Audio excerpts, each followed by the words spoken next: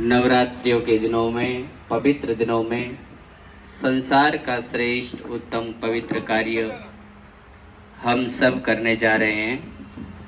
परमपिता परमात्मा हमें शक्ति और सामर्थ्य, बल, बुद्धि, विद्या, यश, कीर्ति हम सबको प्रदान करे। ऐसी भावनाओं के साथ हम इस महायज्ञ को प्रारंभ करेंगे। संसार के अंदर ऐसे धार्मिक कार्य जब होते हैं तो ये कार्य हमारा कभी निष्फल नहीं जाता। उसका फल हमें किसी न किसी रूप में कभी न कभी उसका फल प्रतिफल हमें प्राप्त होगा ही होगा, क्योंकि जो मेहनत और पुरुषार्थ से किया हुआ कार्य है, कर्म है, वो निष्फल नहीं होता।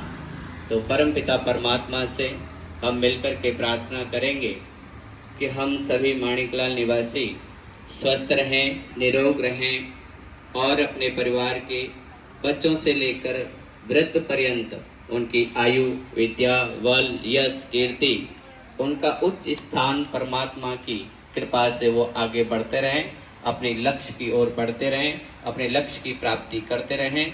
ऐसी हम सब लोग मिलकर के प्रार्थना करेंगे। और हम सब लोगों को ये विदित है कि सभी को वायु भी शुद्ध चाहिए, जल भी शुद्ध चाहिए, सब वस्तुएं एकदम शुद्ध और पवित्र चाहिए।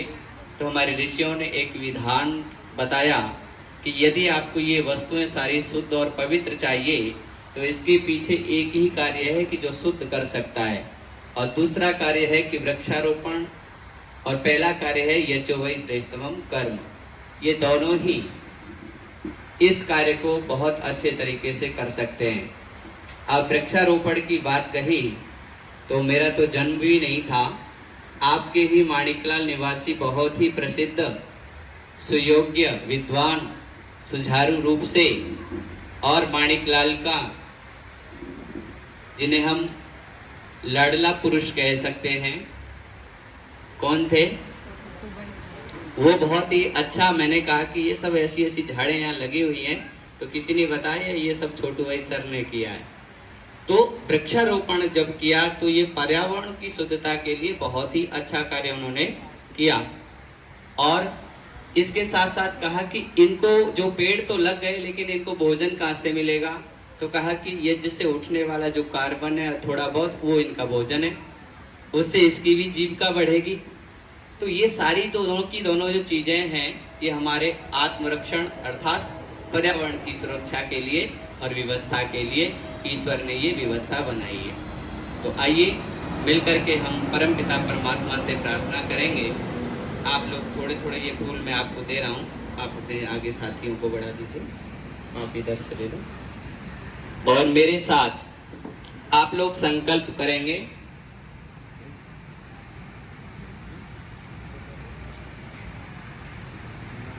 और सबसे अच्छी बात यह है कि ये नवरात्रियों के दिनों में ये सब कार्य प्रारंभ हो रहा है।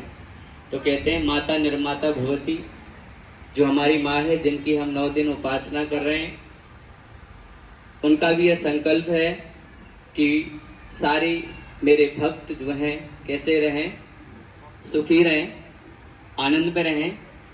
हाँ, तो उसके लिए कोई व्यवस्था तो बनाई होगी।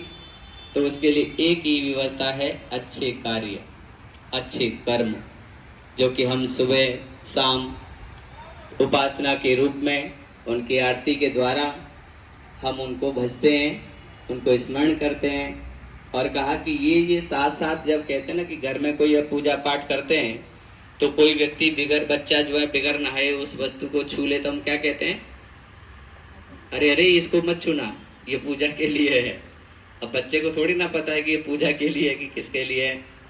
तो क्या थॉट जाता है हमारे मन में कि जो कोई चीज है वो अपवित्र है और वो उस अपवित्र जगह पर भक्ति नहीं हो सकती। इसलिए उसकी पवित्रता किससे हो सकती है? केवल और केवल यज्ञ से, अग्निहोत्र से उसकी पवित्रता होती है। फिर वहां पर व्यक्ति उसकी उपासना करता है, साधना करता है, भक्ति करता है, तब जाकर के हमारा जो एक व्रत का दौर है वो पूरा होता है। तो इस प्रकार से ये कंप्लीट व्रत होता है। तो परमात्मा की असीम कृपा हुई और आप सबके सहयोग से ये कार्य आज प्रारंभ हो रहा है। बड़ी प्रसन्नता हो रही है हम सबको ही। तो आइए मेरे साथ मिलकर के आज संकल्प कर लें कि हम इस अपने प्रांगण को तो यज्ञ के द्वारा हम शुद्ध और पवित्र रखने का संकल्प लें। कोई कार्य बड़े लेवल पर नहीं होता है, छोटे लेवल पर कार्य हम करेंगे तो हमसे भी लोग प्रेरणा लेकर के आगे बढ़ेंगे। आपको बता दूं कि जैसे हम लोग यहाँ पर नवरात्रि के मंडल में आज यज्ञ कर रहे हैं, वैसे ही जो भी हमारे महाराष्ट्रीयन बंधु हैं उन्होंने भी मुझे बुला करके कहा कि यहाँ पर हमें बहुत पॉजिटिव फील नहीं होता है, नेगेटिव फील होता है। हम बहुत प्रार्थना करते हैं और पूजा पाठ भी करते हैं, तो कुछ बताओ उपाय गुरुजी।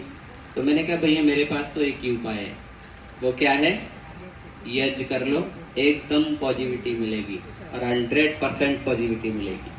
तो जो आपने पीछे ग्राउंड में रखते हैं और भी जगह जगह पर जो पंडाल बना करके गणपति की स्थापना करते हैं, वहां पर भी उन लोगों ने यज्ञ किया। तो यज्ञ वास्तविक हमारा एक बहुत बड़ा प्राचीन नुस्खा है।